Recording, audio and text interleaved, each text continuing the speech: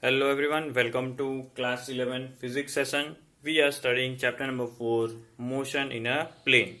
So in the previous video we have discussed how to resolve a vector into its components, and we have also practiced few basic numericals in which we use analytic or algebraic method. Now, in this video we will study the same, but now the question which may be asked will be a little bit different. Now they won't be giving you normal vector form in I, J and K, but instead they will give a figure, right? So here in this figure you can see the two axes, two vectors are shown in a plane, and first vector is called A vector, which is at an angle of 30 degree. Second vector is at 60 degree with respect to the x-axis. Along with that, there might be some extra information given, that is the value, the magnitude of vector A be 10 units and magnitude of vector B be 8 units, right? So angle and the magnitude must be given. Now what we have to do, we have to add these vector.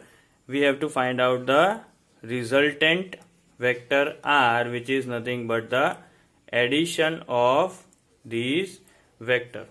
But we all know that we cannot simply add them if the I, J and K components are not given. So now let us split them into their basic components.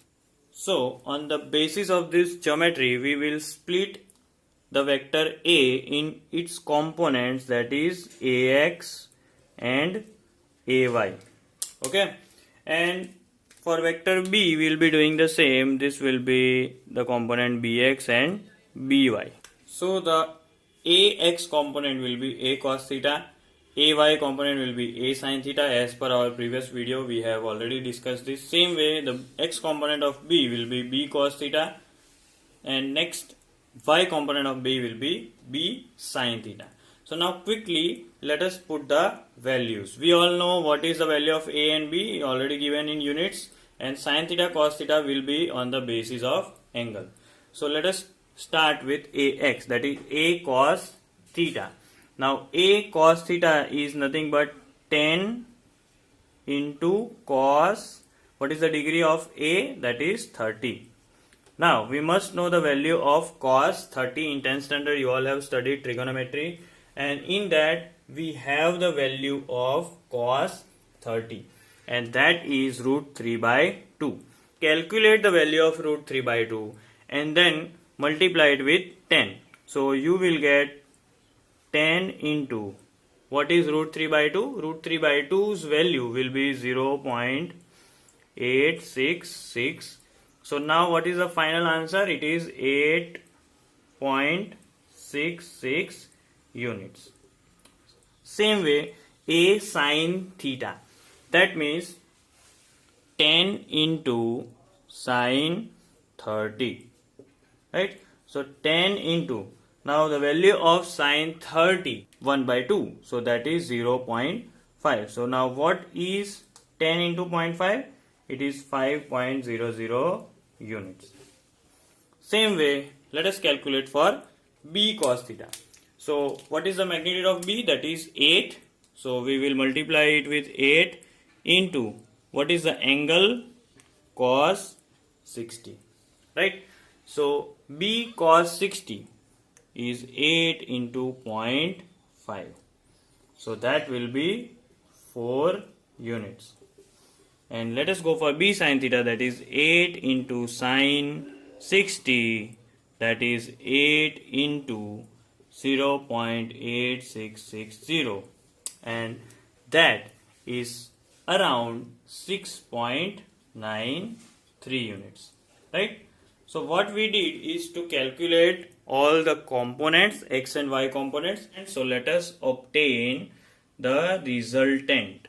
Now resultant again will be having some component of X direction like AX and BX, and resultant in Y direction will be the addition of AY and BY. So we will find RX, and that is ax plus bx. That is the resultant in x direction. So we just have to add them. So ax is 8.66 plus what is bx? It is 4 unit. So finally we got this as 12.66 unit.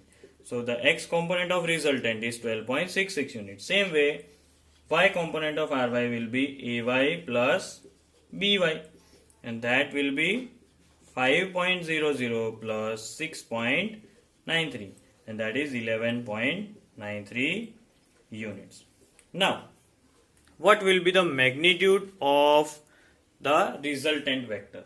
So magnitude of resultant vector will be r, and right now I have written in between the bars that shows the magnitude, and this will be rx whole square plus ry whole square. So that will be 12.66 whole square plus 11.93 whole square if you do add them and then find the square root. So this you can do by the help of calculator. Right now I have solved it, and this is near about to 17.4 units.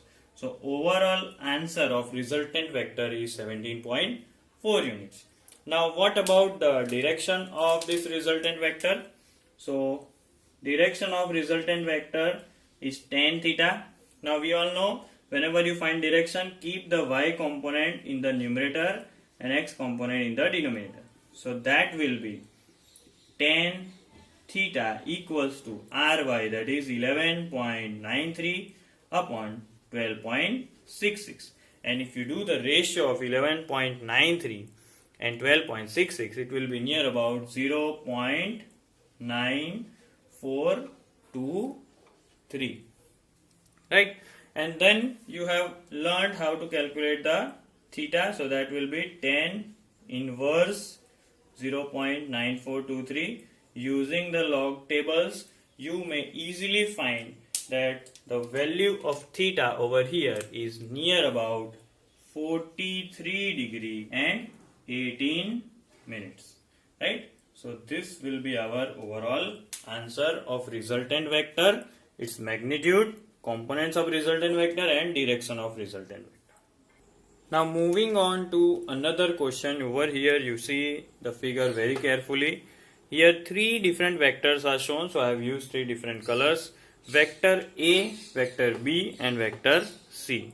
Now angle information is only one given, that is vector A is inclined at 30 degree, but using our common sense we can know that angle for vector B, as it is parallel to the x-axis, it will be 0 degree, and over here it is perpendicular to x-axis, that is why the angle will be 90 degree. So I'm just for help I'll be writing the orientation, that is 30 degree, this one will be 0 degree, and this one will be 90 degree.